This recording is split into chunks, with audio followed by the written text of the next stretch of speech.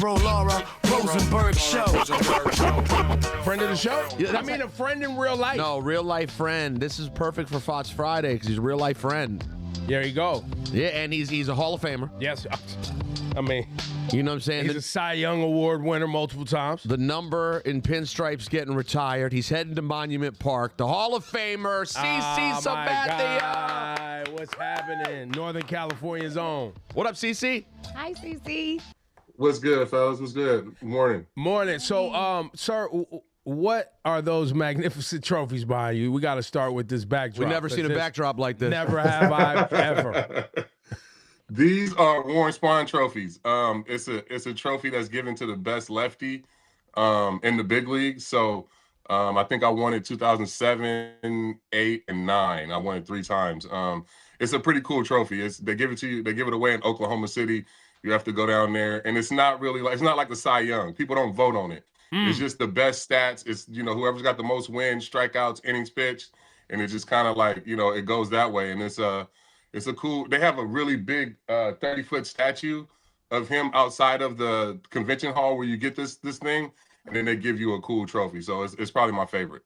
Wow. Yeah, I mean, it was something I learned. I didn't even know this existed. Had you heard of this, Rosenberg? The Warren Spahn trophy? I'm sad to say I don't think I did. That's amazing, bro. Now, wait, hold on. What's the actual when you win the Cy Young? What do they actually give you? They give you like a little plaque. I wish I had it in here, but it's up in Cooperstown now because they came and raided our trophy case to take it up there. I've ever but seen. It's not as cool as this. It's just like a little plaque. Got it. And it's got a hand on there with the baseball, but these are definitely my coolest trophies. So I reached out and asked the team if you could come on today because we are on the precipice of them retiring 52 for the Yankees. And so I wanted to, first of all, just salute you, bro, as somebody who's just a great human being, somebody who I've had the honor of being friends with in the real world. I know you, I know your family, and it's y'all are all just great. I know your mom, bro, like it's crazy, like, and you're getting your number retired. So that was really all I wanted to have you up here was to thank you for being you and to salute you for all your hard work, and then just hear from you. How does it feel? Nah, I appreciate it because I think you and Rosenberg and Laura really have been a part of the journey since we got here in 2008. And, to be completely honest, I think everybody knows the story by now, but I didn't want to come here. Like, this wasn't my first choice. It was so much drama going on with the Yankees and the media drama and everything, that you have to deal with playing here. I just thought it would be easier to play on the West Coast. I'm from Cali, from the Bay. I wanted to play in Anaheim or LA and just thought it would be easier. And I never gave myself room to think about what if I succeeded here? You hear so many stories about free agents coming here and not being able to handle it. You saw Randy Johnson walking down the street and getting into it with the camera guy. And that's all you know as a visitor, outside looking in. And so I was just like, I don't want any of that stress. I want to go out and I just want to play baseball. And, having a chance that offseason to sit down with Cashman and him really convinced me and Amber that this would be the best place for us to raise our family, for me to, grow my legacy. And, man, he couldn't have been more right. 17 years later, I'm still in the same house we moved in December 2008, and just super excited to be a part of this organization for the rest of my life and have my number retired. I mean, like I said, when you come here, you see all the names and the numbers, the Whitey Fords, Mickey Mantle, Babe Ruth, and you never think that you would be able to live up to being able to get in the Monument Park. I think you can put up numbers anywhere to get into the Hall of Fame, but to be able to put up numbers and have, the Yankees recognize your number as one that want to be retired is something that I could have never thought about and super surreal. So I'm just excited for it. I just also would love to point out to the audience, too, as somebody who also comes from the same area that CC comes from, when you move here, there is that stigma, right? Like you think of New York, but I don't think what people are able to articulate until you're here is also the amount of love that people have when you work hard in this city. And if you succeed. Yes, well, even succeed or fail, if they see you working hard and giving it your all, they might talk a little ish to you, you know what I mean? But there's always love. I don't know if CC, was that your experience too? Nah, in fact, I 1,000% feel like, the fans appreciated everything that I gave out on the field every fifth day. And I think that's, the biggest thing I think that they appreciate about me is being a good teammate and going out competing every 5th day. No matter what the result was, I think people understood every time I went out, I wanted to try to win. I was doing everything I could to win. And like you said, I think you don't see that flip side of the coin, right? When you think about New York and coming from California, and I had played in Cleveland and Milwaukee, 2 small markets where, you know, when I was in Milwaukee, I lived in a cul-de-sac and people were dropping cookies off in my front door. Like, it was a completely different, you know, thing that I thought that I was coming into. And, you know, Cash was like, no, we have that here. Like, you can live in a nice community and raise your kids and do all these different things. And he was so convinced that it would work here for me that when we were doing the negotiations, he was like, listen, I'm so bullish on this, and I know that you'll love it here. If you don't like it after 3 years, you can leave. But I promise you that you guys are going to want to stay here, and you're going to love it. And he couldn't have been more right. Now, I agree with Ebro's point that people in New York will respect the hard work. But there is no question that 2009 championship made it even easier for people to love you. Like you, because we've been talking about this on Don Hahn and Rosenberg on ESPN, and when we talk about you, you're the perfect storm. Like you have longevity there, you have the awards, you have the championship, and then you have that grit, you know, that willing to sacrifice a $500,000 bonus to throw at someone because you need to stand up for your team. You sort of have all of those different things. How important do you think the World Series piece is, though, with this fan base that cares so much about championships? Man, you know, when you come here, that's all you hear about is the championships. And, you know, every spring training you come in and you want to win a championship. But I didn't realize how much it actually means. And I remember the night that I signed my contract, I went to dinner. And then that night we went to the 40-40 with Jay-Z. Hov was there. Juan was there. Me and OG got really close during that time. Peck was there. And I remember sitting there and Juan was like, you need to win a championship right now.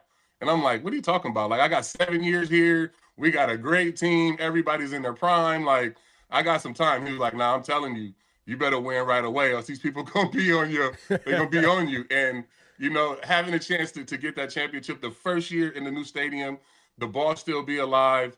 I think it just like everybody said, just took a huge weight off my shoulders and was able to just go out and continue my career. But the championship was something that I was really worried about. I thought for my career, I was like, man, you're gonna be like Karl Malone or Charles Barkley, have all these numbers and never have a ring. That's what I was thinking to myself before I came to New York. And just didn't know how important that championship. And in baseball, it's easy. Like how much it means to me. If you're a basketball player, like it's like, and you're a dominant basketball player, you can reasonably say that person should win a championship because they're so dominant on their team.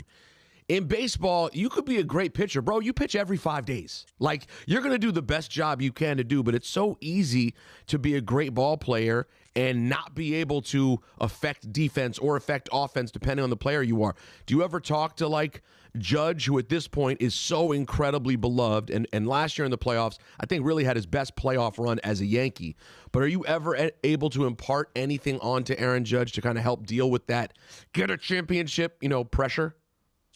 There's really nothing you can do. There's really nothing you can say, right? Like, but except win a championship. I feel like the one person that can really talk to him or understand kind of what he's going through is Alex. Like, Alex came here in 2004, put up incredible numbers, won 2 MVPs, and it didn't matter until he, hit in the playoffs in 2009. And, like everybody says, if he doesn't come up clutch like he did in all of those series, we don't win. So, like you said, Judge had his best playoffs last year, and I think he just needs to continue to hit in October.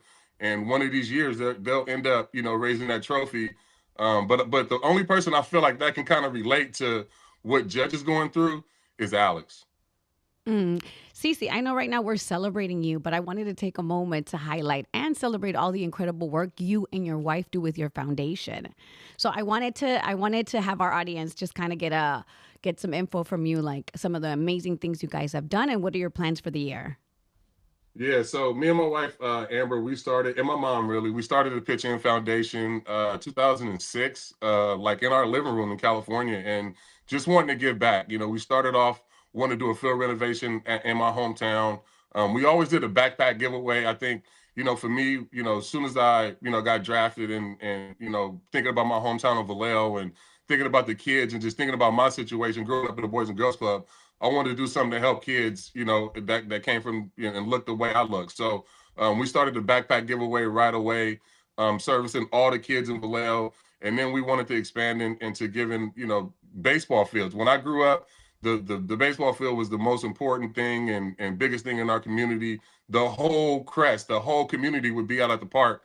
And I wanted to highlight that and just turn our field around. And that's kind of how it started. We started with renovating that field, and then we've been renovating fields from California, across the country, in Ohio, in the Bronx, and this year we just continue to keep doing more. Hopefully, we're absolutely doing a backpack giveaway. That's one of our staple programs. We do the Christmas caravan, and whoever needs help with their little league or teams or anything like that, we'll be there to kind of pick up the slack. I'm gonna scrape together my nickels again this year and donate like we try to do every year. But this year we got to put the Ebro Laura Rosenberg Show on the golf carts. Okay. You know what I'm saying? Oh, you want to get a sponsor on the golf? Oh, yeah. We got to scrape our little nickels together. Take all our little money we get from the super chat, throw that on the, what I mean? To get on a golf cart? On a golf cart. So I can go up there and shoot 115? I mean, listen, I do like 125. You know what I'm saying? CC, now speaking of golf, I saw you hobbling around on your Instagram. What's happening with that? Because just a couple of months ago, you was barefoot on a golf course somewhere. Yeah, man. I had a knee replacement surgery at the end of January. Something that I knew that was coming. Something I knew I was coming during my playing career. The doctors would, keep telling me, you keep shooting this thing up, you keep going out and pitching on it, it's going to be wrecked. So I, arthritic knee, have been out on the golf course the last 4 or 5 years every single day, and kind of just took its toll on my knee. So got it replaced. I'm moving around pretty good now. This is kind of like my first week back into being outside, and excited to just kind of be moving around again. Yo, CC, can you tell me a little bit about your relationship with Sam Allen and any other Negro League players? I know, like with the Players Alliance, you've been getting to do some cool stuff, and I know the Negro League ball players are near and dear to you. So what can you tell us about Sam Allen and some of the other players you've gotten to get to know? Man, Sam is just full of personality, man. Anytime he's in a room, he lights up the room. He's so much fun to be around, and I just love to hear his stories. I love to hear about when he was growing up, when he was a kid, what baseball meant to him. For me, I always, growing up in Cali and in the Bay Area, I was always wondering why I love baseball so much. Like, why do I have this baseball IQ? Why can I watch a whole game? Why am I so into Dave Stewart? All these different things, Vida Blue, all these different players. And it's because it's in our DNA. Like I thought the Negro Leagues was some backyard league where these guys were, the MLB was doing them a favor by integrating, and it wasn't. These were the best players in the world. Satchel Paige in the 20s and 30s had a plane where they would fly around and play all over the world. You know what I'm saying? So these were the LeBron James and the biggest stars in the world at that time, playing the game of baseball. And not until I walked into that Negro League museum did I understand and realize that. So I feel obligated, and I feel like I always need to pay homage to those guys that, paved the way before me. And Sam is just one of those guys in a long lineage that I feel connected to of why I love this game of baseball. And how has the work been going? You and I have talked about this several times, because I'm always asking CC about, like he said, the baseball fields in black neighborhoods. And, because when I was growing up, it was a little league. People played baseball. I went to high school with Derek Lee, who, went on to win a chip and do things. And we've watched the amount of American-born black players go down and down. Yeah. What is that? What work is going on there? Because I know that's also something you've been trying to figure out, and even working inside the league. I don't know if you're still doing that work, but what's happening with that? Yeah, absolutely. I mean, Rosenberg brought it up. The Players Alliance is something that's huge, and trying to make sure our community gets back into the game of baseball. I think for me, growing up, like I keep saying, growing up in the Bay, there was no way in this climate today that I would make it in baseball. You have to have a lot of money to play this game. You got to be able to travel all around the country. Scouts don't come out into little pockets to see kids anymore. You have to be able to get to Atlanta, get to one of these big tournaments to be able to get seen. And, that probably wouldn't have been in the cards for me. So, with TPA, with the Players Alliance, we're trying to make sure that, people can stay in their community, grow up and play the game of baseball and still be able to have a chance. I think, again, I always go back to thinking about my journey. If I would have had to, if being a good baseball player now, you have to leave your community as a black kid to go play in different, tournaments or different things like that. I never left Vallejo growing up to play. All my friends played the game. Their dads was the coaches. My dad was the coach. So I think for TPA, we're trying to get back in these communities and have the dads and the uncles and the grandfathers be able to pick up the slack and be the coaches for these kids so they don't have to leave their community to be able to enjoy this game and play this game. So, it's a lot of work that needs to be done, but I think we're on the right track. And if you just look at the grassroots and the amount of black kids that are playing and have access to the game, through TPA, through some of the stuff that we're doing at MLB, I think we're starting to put a little dent in it. Is there anything we can do as fans? Is there, supporting the Players Alliance or things in local communities? Is there some community outreach that may be reaching out to the Players Alliance if there's a community watching right now that needs support? Absolutely. Reaching out to the Players Alliance, playersalliance.org. If it's any little league coaches, any baseball coaches, any men that love the game of baseball that want to get out and coach these kids, we love that. I think, like I said, baseball is like you need like an older mentor. You need somebody to take you out to play catch. My dad would take me out. My uncle would take me out. So we need mentors. I would love to connect with the Boys and Girls Club and kind of drive, the game of baseball through that. Me and Curtis Granderson had a league through Kips Bay that was free. We supplied all the equipment, gave them nice uniforms, Yankees against the Mets. We played all summer, and then we had a championship, in August. Through the TPA 2 years ago, we did Friday Night Lights, where we had a league that was free. The Yankees helped us. It was right across the street from the Bronx in Yankee Stadium, and they played every Friday night under the lights. So just these type of little leagues where we can make it free and get these kids involved and have the community activists, the people in the community, be the coaches and be present. I think it's going to make a huge difference. CC, I know we got to let you go, and we're so excited for you for September to celebrate you. Let's be honest though, it's been a year of celebrating CC. We're celebrating this man. There's a year-long celebration from Cooperstown to the Bronx, and it's been a blast to watch, bro. That's celebration Sabathia right there. You know what them saying. That's facts. But CC, listen, you and I both have a tough thing that we now both share, a thing to deal with. We have to find a way to go to sleep at night knowing that Phil Mushnick does not approve of us. Are you okay? Who is Phil Mushnick? I've never heard of this guy until the other day. Never in my life. And I just thought it was hilarious that he was able to write this article. I didn't even get the chance to read the article because it's not behind the paywall. It's behind the paywall. I know you'll never get to see it either.